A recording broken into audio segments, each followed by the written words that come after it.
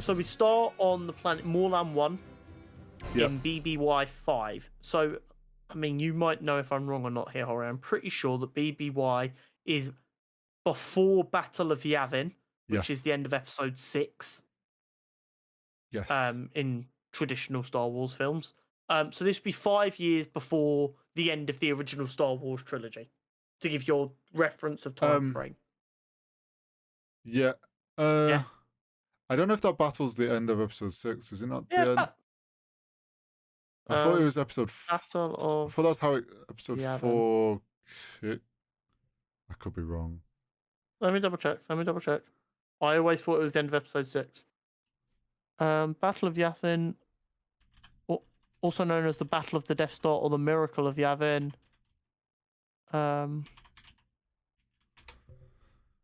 Wait, what? When is the Battle of Yavin? Oh yeah, no, that is A New Hope. Sorry, you're correct. I thought so. That's when they blow up the first Death Star. Yes.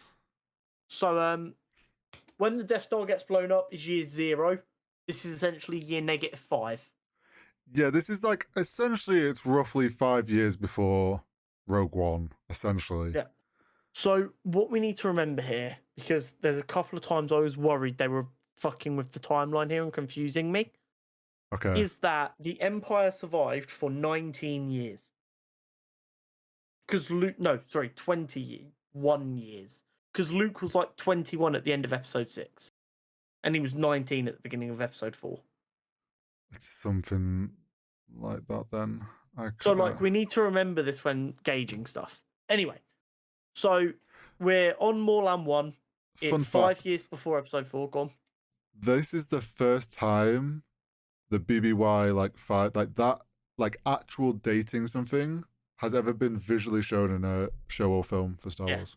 The BBY stuff was always done by the fandom. Yep. So they could try and play stuff. And it's good to see that they've adopted that because, I mean, if the fans decide something is like locked in, you've either got to accept it or find another way of doing the same thing. I think it was they recently, or not too long ago, put out like a timeline book and they referenced it in that, and that was them sort of officially being like, okay, we'll start using this. So we see Cassian entering a bar / club / strip club kind of establishment. Yeah. Walking through like the underground sort of streets and stuff. Yeah. And he speaks to like the main hostess lady of this place. And he's looking for a girl from Canary. Yeah. She's like, oh, she left, and she's like, why is you her boyfriend? And he's like, no, she's my sister. I'm just looking for her. And then she's like, well, and then she's like, well, we have someone else with dark features similar that's from another place. I thought for a minute we were going to get very traditional Star Wars like bar fight shit, like in episode 4, when then two guys were like, what are you looking at? My friend doesn't like you. Oh, sorry about that. I don't like you either. But instead, go on. I was just gonna say the guards like clearly annoyed that they're not getting the better treatment. Attention. Yeah. So then Cassian's like, okay, this was a bust. I'm gonna head off. And the guys, because they have fragile egos, follow him.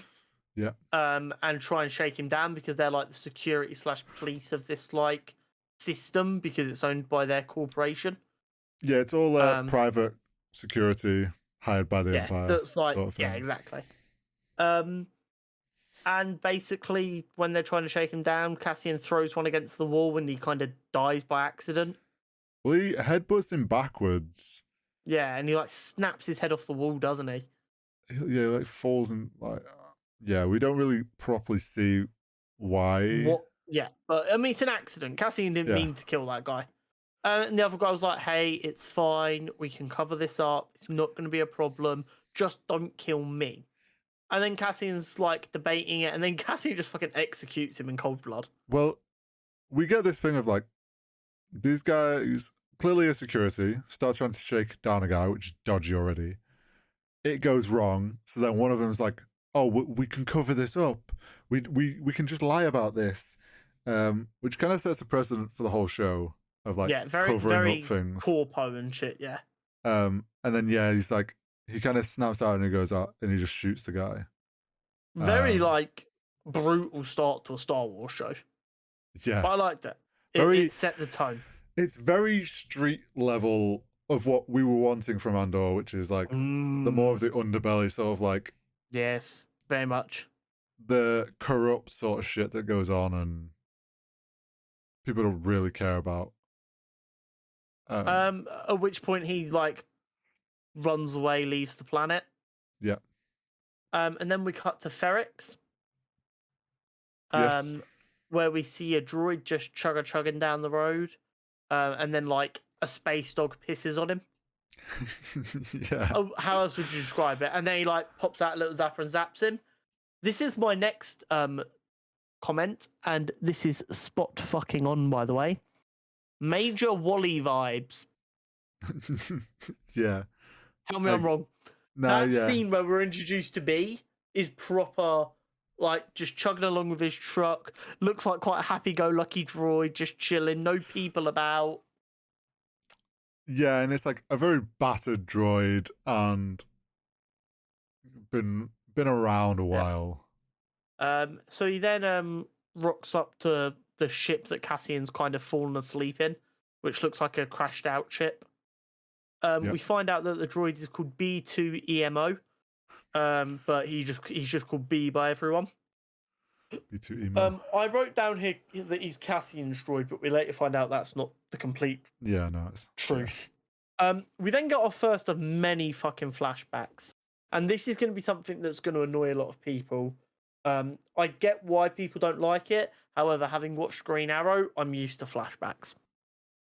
Yeah, and it's. I think nowadays, like, it's not too uncommon. Yeah, as long as you do it right and it doesn't get confusing, you should be fine. But anyway, we get a flashback of Cassian as a young boy with his sister on Kenari. Yeah. And I mean, we don't really get to understand any of the conversation because anytime they're talking, the subtitles just say "talks in Kenari," which is very helpful. Well, it's obviously purposefully done. Yeah, I think it's very much to show that it's quite a primitive species. Yes, and I think it's also a very primitive version of humans because they are still humans. They also, I think, don't want to allude. They don't want to let on to everything about his backstory yet. So they're showing us, but we don't understand anything being said, to keep some stuff shrouded in kind of secrecy. And then we see a ship come crashing into the atmosphere, and everyone's very interested in this. I just wrote ship crashes ? Order 66 again ? Because like I said, I'm trying to put this in timeline order. This is about 15, 16 years ago. Depending on how old Cassian's supposed to be, this could have been around the fall of the Republic. I don't know. Because it doesn't feel like that was a ship that... Like, it's not any... It doesn't look like it's anything to do with the Jedi necessarily. Like, we see later, and like, it's jumping ahead a little bit. We see later that... Like, this is what I'm writing as I'm watching it. I don't... We see later that it's... like a Republic ship. But well, the people have died, but they've been poisoned. Yeah. So there's obviously... It's very interesting to see what the cause of that is going to be. Well, something... When you actually see it crashing, there's like a plume of yellow smoke comes out the back. Similar to how they turned yellow, but we'll get to that later. But yeah, there's the ship crashes in their homeland. So then we the flashback ends and we get B asking Cassian loads of questions about where he's been, what he's been doing. He's got a really kind of, don't necessarily want to call it cute because I understand for a lot of people it's quite a debilitating thing, but he does have like a stutter that's used to kind of make him quite personable. I think it's that, and also to kind of, they're trying to sell a bit as well that this is an old droid.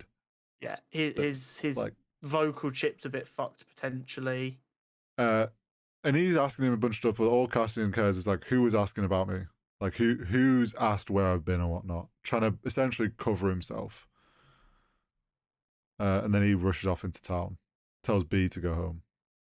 and tells B to lie for him, of which I thought it was cool that B's like, oh, I think I should have enough extra power for that. In the same sense that, like, it takes humans more energy to lie.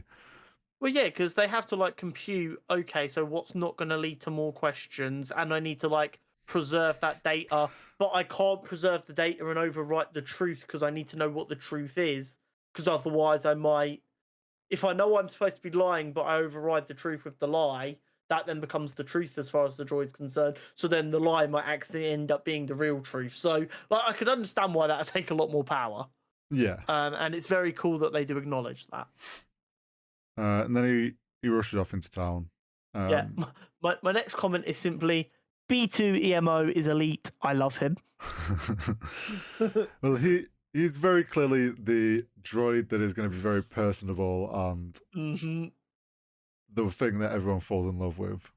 Well, I mean, Rogue One had my next favorite droid, which K2. was the Imperial droid K2. Yeah, fucking brilliant. He's great. Can we also mention the fact that B2 is never in Rogue One? Which I think that means something's going to happen to B2.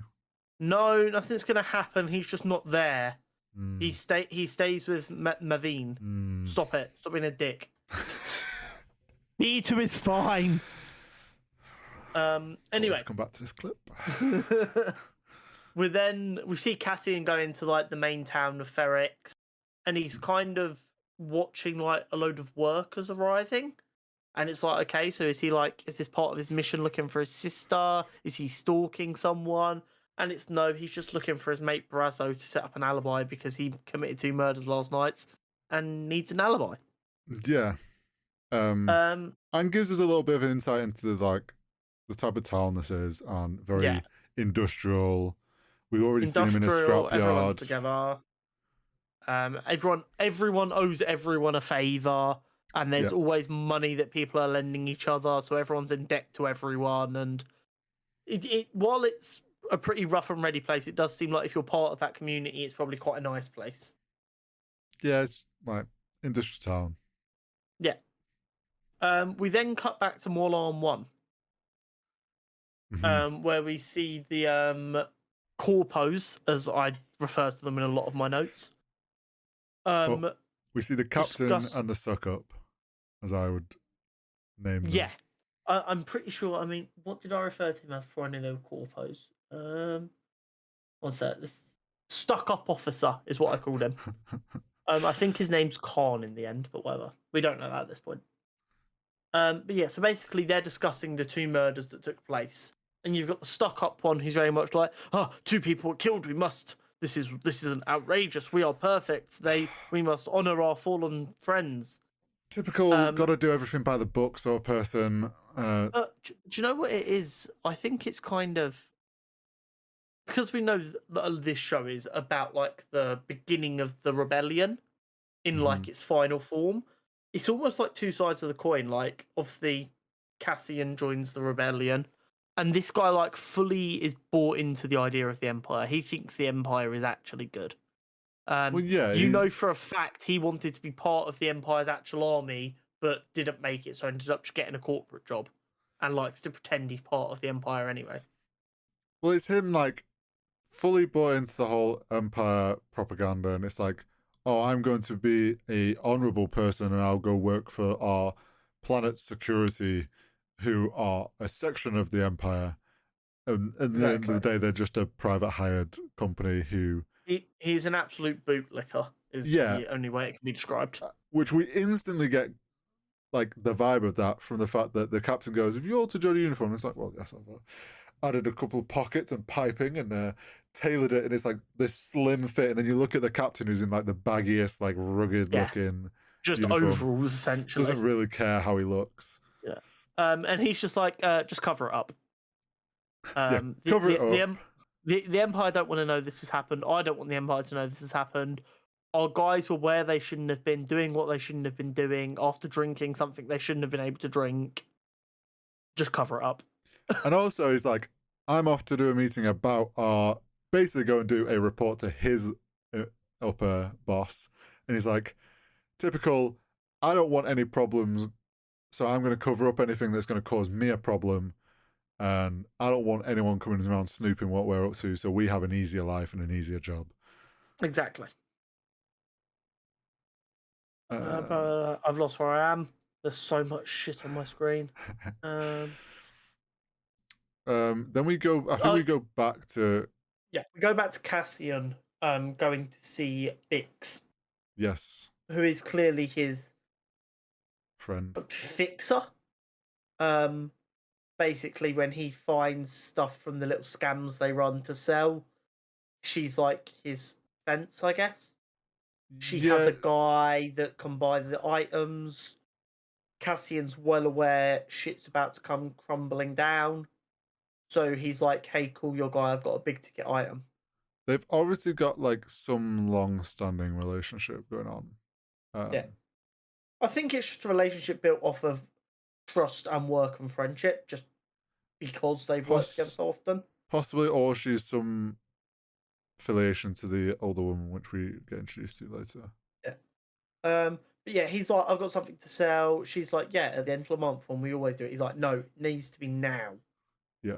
And I said it's cool seeing the dark, seedy underbelly of the people during the Empire's reign, and like, don't get me wrong, illegal selling of shit still happened under the Republic, but it's just interesting to see how it's different under the Empire.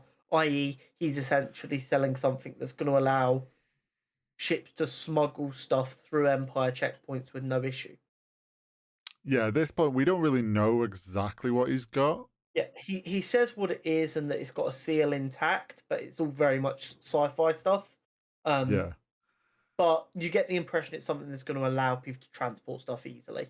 Because she's like, why have you only just told me this now? Blah, blah, blah, blah. I've lost myself again. Yeah. He manages to convince Bix to make contact with her buyer. Yep. And we meet Tim, who is hyper angry / jealous of Cassian and his relationship with Bix. Because he like calls Cassian out as he's leaving Bix's like workshop. He's like, every time you see her, she always gets so worked up. Well, And I get like, the Tim sense clearly isn't happy. So this is why I feel like there's a longer standing relationship wherever it's come from, but it's like obviously that sort of thing of new boyfriend, but they're not like it doesn't seem like they are dating, but they're not like properly. It's new. Yeah, so it's like obviously that the whole new boyfriend sees this girl he's dating has like a guy best friend, and he doesn't like that they have a stronger relationship than what they're building, sort of thing. Feels threatened, sort of thing. Yeah. I've got written down here that at that point there's another flashback to Canary, but I didn't write anything about that flashback, so I can assume it was only pretty empty and just like a lot of talking Canary, which we don't understand. Possibly it was maybe another. I'm trying to remember. There was one bit where he was talking to his sister a bunch. Yeah, this is definitely before like the face painting stuff. I think this is when like it looks like there's a discussion going on about what to do about the crash ship.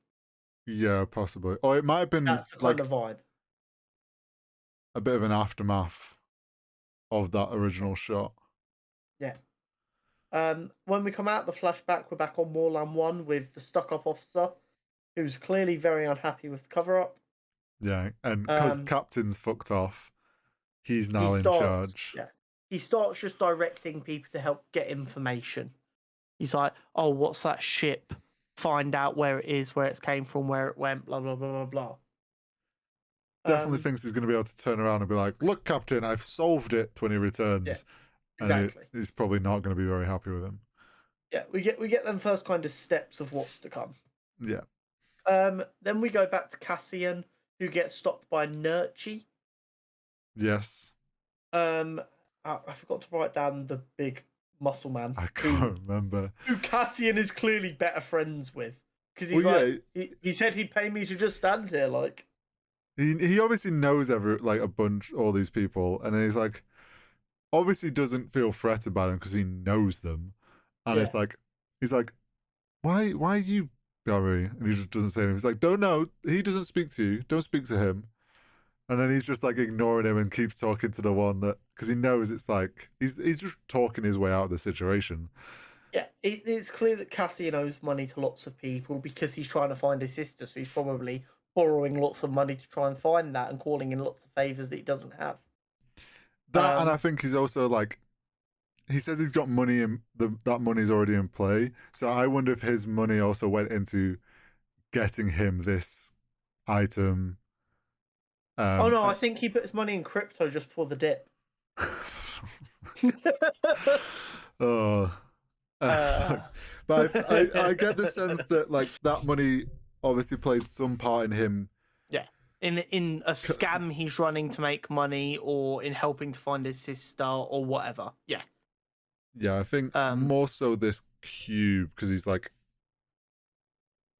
it's already in play, which would go with the whole thing of like he's already bought this cube or bought into like getting hold of it, and he now needs to make the money back. So yeah, so he brushes Nurchi off, and then we get to see Bix off on her way out. And Tim is like skeptical of her going to do errands, so he decides to follow her because he's a fucking weirdo creep. Yeah, but he's bad at following.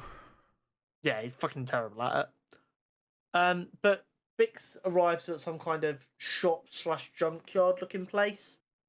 But she uses a code word, and this leads her to a secure communication line by the looks of it. Yeah, it's like a Morse code sort of thing in the tower. To contact her buyer. Yep. I've just realised in my next note, instead of stuck up guy, I called him obsessive guy. Yeah. I had many different adjectives for the way this guy was portrayed, and I think they're all accurate. Yeah, I would agree. So yeah, we got back to the captain for the corpos. He's like, we need to hunt this guy, send out an all persons bulletin. I want to know who he is, where he's from, blah blah blah blah blah. And I mean that's about it really. We then get to see him like going through the ship that he flew away from Warland 1. He's clearly like tidying it and getting all of his bits out of it. Yeah, he borrowed it. Yeah, at which point we see another person who he's been making deals and borrowing and using favors with, called Pegler. Yep. Who's like, no more favors. Get the fuck out. And this is where I wrote down my only real like actual note. Cassian seems to use people, and he views relationships as very transactional. And I wrote, he seems to be running out of credit with a lot of people.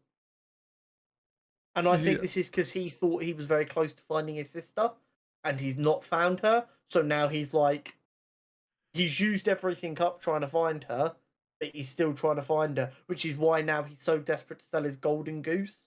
Because he's like, well, I need more money so I can try and find her. Yeah, it's something we have seen through like the Book of Boba Fett and Mandalorian, which is like this whole pulling in favors or making deal like, oh, I owe you one for if you do this for me, sort of thing. Obviously, clearly, we're now seeing it more like this is a very normal thing in the like the more underbelly world of Star Wars and the more street level. Is a lot of this is a lot of things people do is lend credits, get credits back, or offer favors or whatnot. And Cassian's just kind of like he's been burning through a lot of them, and is getting to the point where he probably needs to make some credits and make back some of these favors. And like I think you said, selling the cube thing is one way he's going to get credit back to get a few people off his back. We then get one more flashback of the hunting party getting ready to head out to look for this ship that crash landed. Yes. That's where the episode ends. There is no post-credit scene of any kind. No. Which I didn't necessarily expect there to be, because it's more of a Marvel thing than a Star Wars thing. Yeah, Star Wars. But it's all made by Disney, so they might go, "Oh, we like this, let's do it." Yeah, true.